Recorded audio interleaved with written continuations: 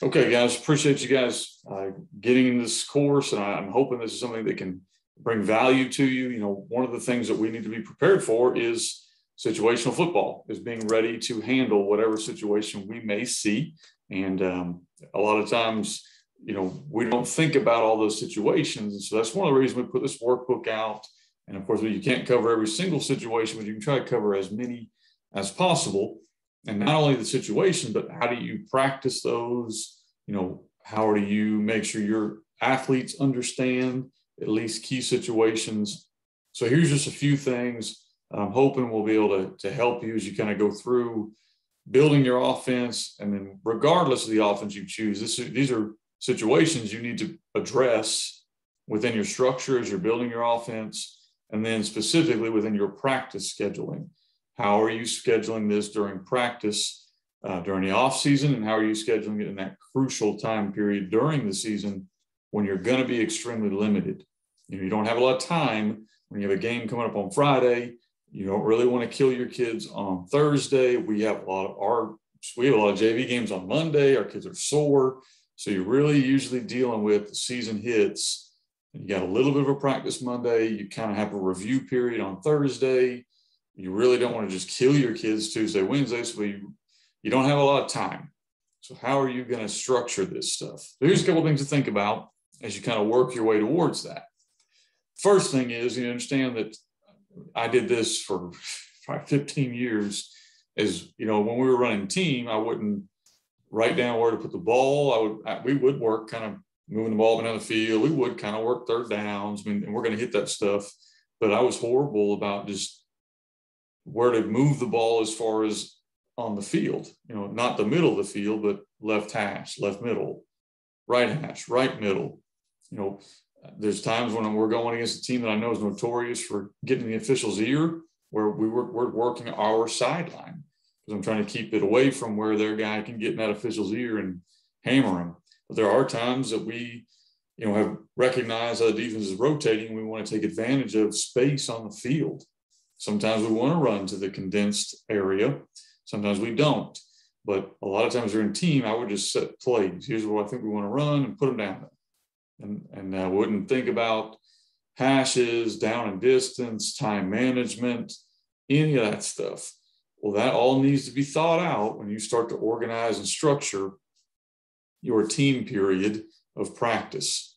In my opinion, and I've mentioned this already, one of the most undercoached parts of the game is situational football. We know this stuff. A lot of times, I hope we do, or we're learning it, but our 16, 17, 18-year-old kids, they may not know the general situations of the game, like going out of bounds and spiking the ball and understanding what we're trying to accomplish in specific situations. At 3rd and 1 may not be a time to pull the RPO and throw the glance route. We might want to, you know, understand what's going on. So working that becomes extremely important. Athletes today, a lot of times, they'll watch highlights. And I've got a 14-year-old son. I think he's got a pretty decent football IQ. He didn't sit down and just watch a game. He watches highlights. And so he understands how that works, but not the nuances of the game. You know, that's why we're coaches. That's what we love to do. Well, our athletes don't always do that. So we need to not only teach ourselves, but talk with our athletes about this stuff. That's why I put this workbook out, was to help you and have, I would give this to your athletes, kind of help them work through the process of here's why we're doing what we're doing. Teach the situations during the off season, teach the situations during practice time, practice the situations. These are in a game. We have hit our 3rd down plays 3 times that week. We've worked through what we're going to run on 3rd and 7, 3rd and 9, 3rd, whatever it is. We've worked through all that. So the kids kind of expect that play to come up and they understand why we're running it. There's several situations in a game, and there's no way I can cover all of them, but I'm going to try to cover as many of them as possible. And this is what you need to do, is you're kind of going through that workbook and you're looking at team and organizing kind of your call sheet and how that needs to look and what you're wanting to do with it. You need to kind of work through these situations. On my call sheet on the left is all situational. It's coming out of your own end zone, red zone period, 2-point plays, all that stuff. He's going to work third downs, first downs. That will change week to week because when you're attacking a defense. So that's where I put it all on my call sheet. Well, we work that stuff during practice and we structure it inside of practice. So here are just some general things you need to think about as you're going through it. First thing you need to look at is the start of the game. What are we going to do on our opening script to help us not just win? We want to score. Everyone wants to score, but I want to gain information. So I've got that on the right of my call sheet, and I think it's in the workbook, so you can kind of look at it. So you can look at, okay, these are our first 10 plays, or I have now made it where these are our first 3 plays of this drive, our 3 plays of drive 2, our 3 plays of drive 3. And inside of that, I'm working multiple things, whether that's shifts or trades or new formations, or not just new, but base formations. I'm a big fan lining up in one formation and shifting to another formation and then even running a motion, because now I'm gaining information about the opponent. I'm seeing how they're lining up to this formation, to that formation, how they're handling a motion. So we might only got 2 yards, but I got a lot of information out of that. Now I want to do this on those second and third drives as well. Time management, what are your 2-minute drill offense? How's that going to look? If you're a spread guy, and that's probably what you do all the time, but if you're not a spread guy, have you gone through and thought about that worst case scenario? You're a run heavy team, which we were last year. How are we going to handle 2 minutes? And we were very, very good. We're very fortunate, had a good quarterback, good kids, but we also worked this situation a lot of end of a half, end of a game. What are we going to run? What fits our kids? What fits our team? What are the things we can do to move quickly? Third and fourth down, I call those the money downs. You better know what you're going to do. Most games are won and lost on turnovers first, and then third and fourth down conversion rates. If you are doing well on third and fourth down and you're not turning the ball over, you have a really, really, really good chance of winning. But you need to work through those. I would recommend you work worst case scenario at least twice a week, if not 3 times a week, and then work what you're more comfortable with 1 to 2 times a week. And what I mean by that is this: if you're a spread team, work third and 1 2 to 3 times a week, because that's not as comfortable a position for you, but you might be way more comfortable on third and 8, third and 9. Or if I'm a team that's going to be a run heavy team, I probably want to do the opposite. And I want to work those, oh boy, it's third and 9. What are we going to do here? Work those situations and understand the difference in third down and fourth down. Not only do you need to understand the difference, we need our kids to. So we tell our kids, I don't care about fumbles on fourth down. I don't care about interceptions on fourth down. Fourth down, the worst thing you can do is be tackled short of the first down, or take a sack, or throw an incompletion where no one has a chance to catch it. So we want to go through the difference in those with the guys that are going to be handling the ball. Then you think through injuries and rotations. That's the middle part of my call sheet, where I go, all right, backup quarterback plan, who's in next, kind of working through that. How are we going to handle this before we get in the moment? Weather conditions and adjustments might need to be made. I don't know what climate you're playing in, but probably need to think about what's kind of our rain game plan, what is our windy game plan, what is our game plan when, like I just mentioned, your quarterback just went out of the game and now you're bringing in a 10th or 9th grader. How are you going to handle that? All right, then you have like general offensive situations. So these are the kind of the specific ones that you want to work through. I do it, obviously, we all do it during team, I hope, during practice, the things you want to have on. And again, these are on my call sheet as well. Down distances, we already kind of mentioned it. I call them second and shots. For me, second or even third down, if I know I'm going for on fourth down, that's a great time to take a shot. I mean, I know the defense knows it and their coach knows it, but man, their kids don't know that. They're still 15 years old. So you're not playing against the coach and the dad in the stands who knows you're probably going to take a shot because it's second and 1. Be prepared. That's when we are going to look to go take a shot, or third and short, second 4, whatever we feel kind of comfortable with. Or this may be a field zone spot for you. This may be, all right, we get to this spot on the field, we want to build in a shot. Okay. Then, of course, I already mentioned third down, fourth down, all the different flavors of that. Hashes, playing from the hashes. I already kind of talked about it, but how do you want to handle that? Or do you like playing into the boundary? I'm a big fan of, in the 2-minute drill, playing to the boundary, playing in the boundary.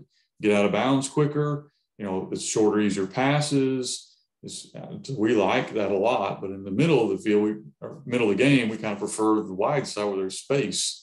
So just thinking about those type of things. Rotations and in-game adjustments to what the defense is doing. So build in that alternate game plan, that man zero game plan, or build in that what they thought they were going to be in man zero, but now they're in whatever else. Build that stuff in so you're prepared for it. Okay. Red zone defense or red zone offense. What are they doing defensively in the red zone? How are you going to attack it? Again, third downs, fourth downs, and red zone. If you can be very efficient in those areas, you can take a good offense and make them great. You can take an average offense and make them good. You can take a bad offense and make them average. Because the red zone, those third downs is where the game a lot of times is won and lost. 2-point plays, again, depending on where you're playing, how good your kicker is, you may use 5 or 6 or 7 a year.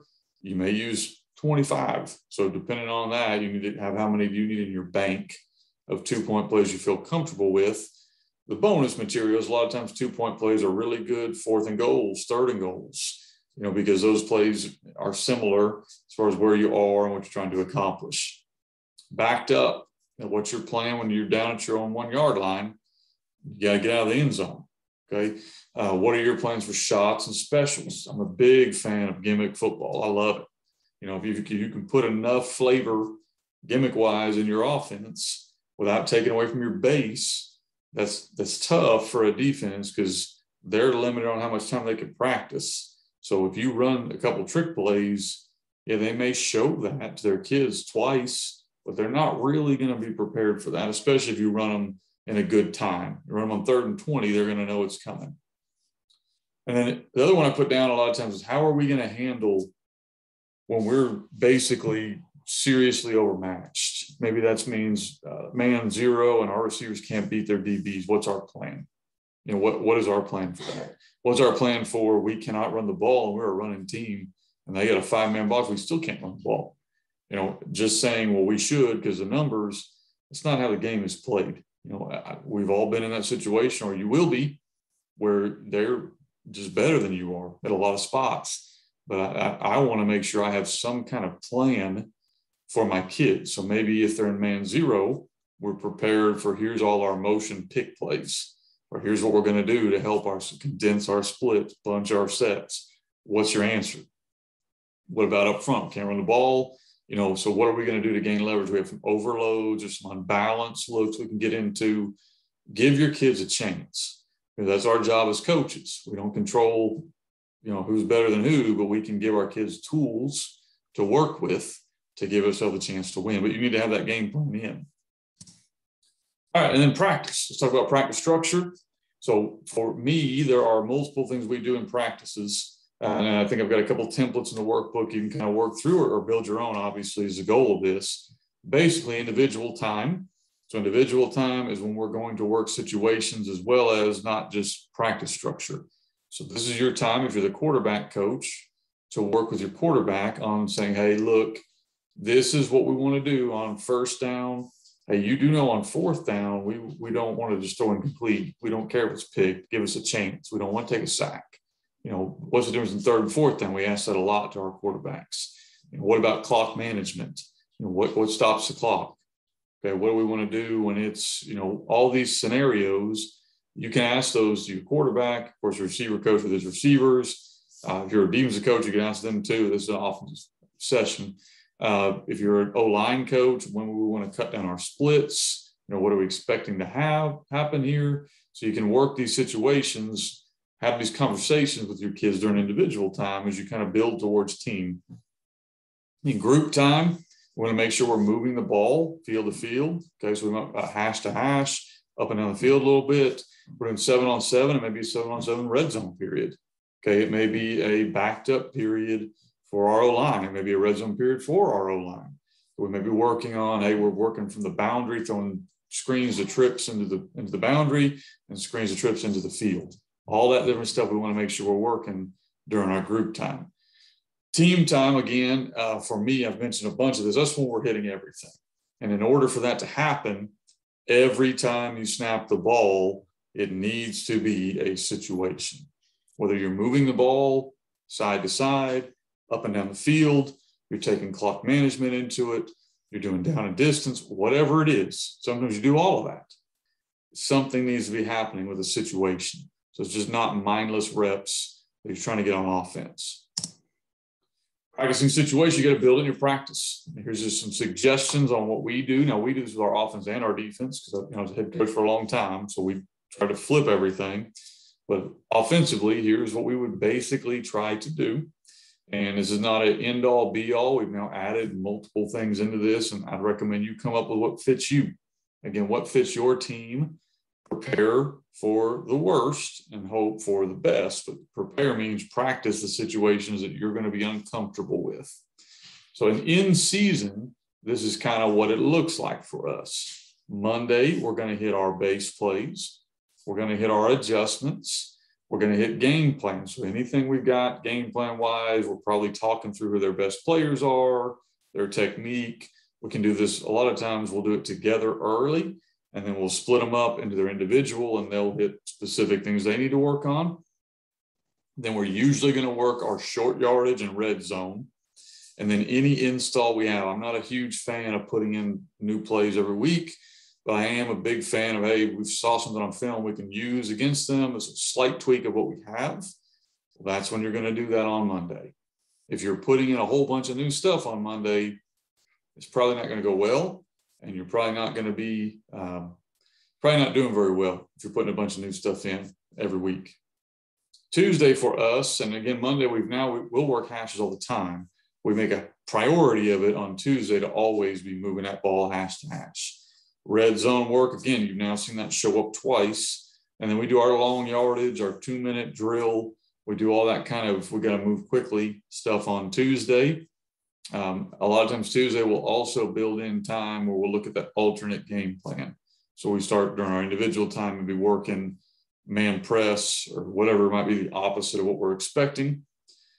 Wednesday we come back and we're working short yardage again. You know, for us, short yardage is key. You know, with what we run offensively, we get into a lot of those 3rd and 4 to 3 to 2s. You know, if we were a spread team, you know, I would work it twice a week too, but I'd also work more 3rd and longs just because if you throw the ball more, your 3rd downs, you're going to have more of them, and more of them are probably going to be long yardage. Gimmicks. Now, we already have gimmick stuff put in. It's a lot of times it's a review, and a lot of times it's on air. So stuff we've had in maybe for 5 weeks. Just to review any specials we have. And a lot of times we'll do our 4-minute drill there where we're trying to kill the clock.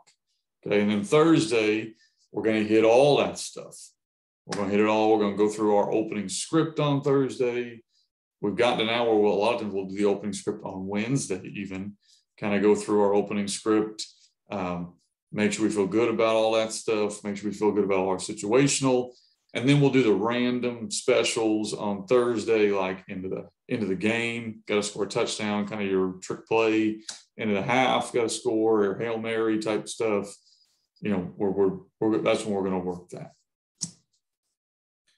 Preparing your coaches for situations is important as well. You know, a lot of times I've been a head coach, I've been an OC, and been a DC as well. But making sure that everyone kind of understands what we're trying to accomplish as far as situational football is concerned. Okay, and so a lot of times we will review as a staff expectations we have, and we'll pass out, hey, I want you to, you know, do X, Y, or Z on film study. We'll come together on Sunday and work through different things. And that's a lot of times how we will build that call sheet. Those coaches will come together. What do we like on 3rd down? What do we like on 3rd and long? What do we like in the red zone? What do we not like? And we kind of go through that together. So there's not just one guy doing it, as many hands on deck as possible. Okay, scouting opponents. These are some general things we look for. And again, this is not really practice organizational stuff, but it is stuff that you may be able to put on your call sheet. I found the best way to scout your opponent is to look at a couple of different situations. One, if you can figure out their eyes and their technique, and that goes for every position across the board. Okay, I could put on there the obvious stuff like find their studs and their not so good ones.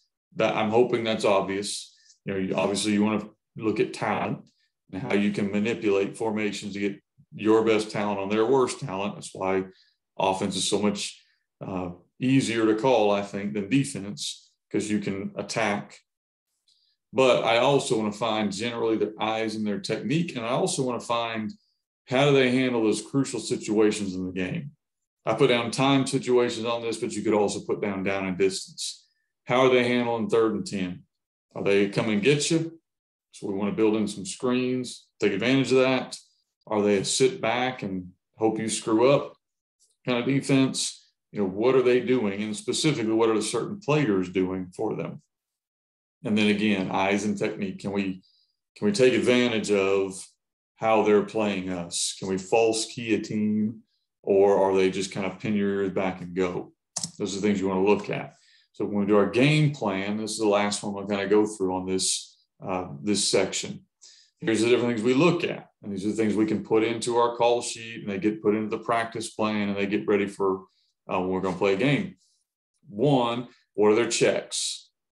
Most teams are going to have an empty check, a trips check. They might have 2, maybe 3 if they're really sophisticated.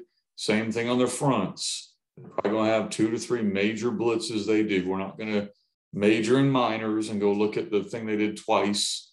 We're going to look at what kind of their base stuff is, especially if they've shown they've done it in multiple games. You get empty, they check block. You go trips, they check whatever. And they've done it now 3 or 4 games in a row. You now kind of look at what I call the 80-20 rule. So they're doing this over 80% of the time. It's probably going to end up in our game plan. If we know trips, they're going man on the backside. They've done it 4 games in a row.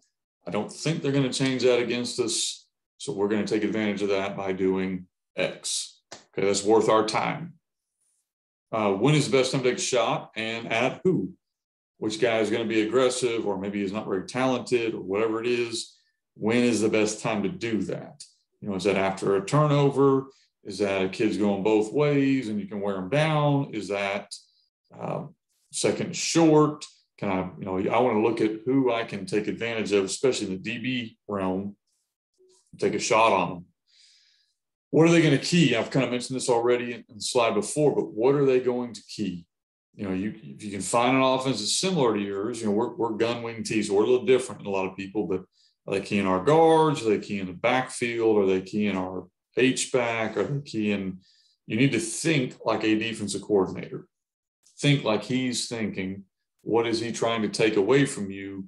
How is he going to teach his kids? And then we'll try to, early in the game, build in some either tendency breakers or false keys, or this play looks exactly like X, but this happens. And a lot of times you'll see really quickly where their eyes are going, what they're keying. And once you know that, hopefully you've built a system now where you can take advantage of that. Okay, and then the last thing I've got on here, and this is something I think could apply for anybody, but especially as an offensive coordinator, use an 80-20 rule. That means if they do it at least 80% of the time, that's something that probably needs to end up in your game plan. If it's under that, you get that 70, you probably want to make a little notation of it so you know it and maybe be able to use that to your advantage. But a lot of times we get caught kind of chasing out into the wilderness on random things that might happen, and we spend a lot of time focused on things that don't end up happening. We waste a lot of time. And as coaches, that's not good, and it's really not good to do that to our players, to give them things that they may not see on Friday. I want them to know as little as possible to be effective. That's kind of our goal. And so for us, we kind of live in that 80-20 rule. If we're going to see it, they've shown it 80% of the time or more, we're probably going to build some game plan things. And then my quarterback and maybe my 1 or 2 smarter kids or more experienced kids are going to know that as far as kind of going into the game plan. Hope that helps y'all a little bit. I appreciate you guys being in this course. To me, feel free to reach out. Obviously, we've got some great guys that are on here, and as you go through and watch their videos. But feel free to reach out to me if I can give you any bits of advice. Use that workbook. I mean, this is the goal of this course is for you to kind of build your own offense, but work through these scenarios ahead of time so that you're prepared. It should be hard. It should be a process because you want it to be easy when you get to the season. Thank y'all for your time.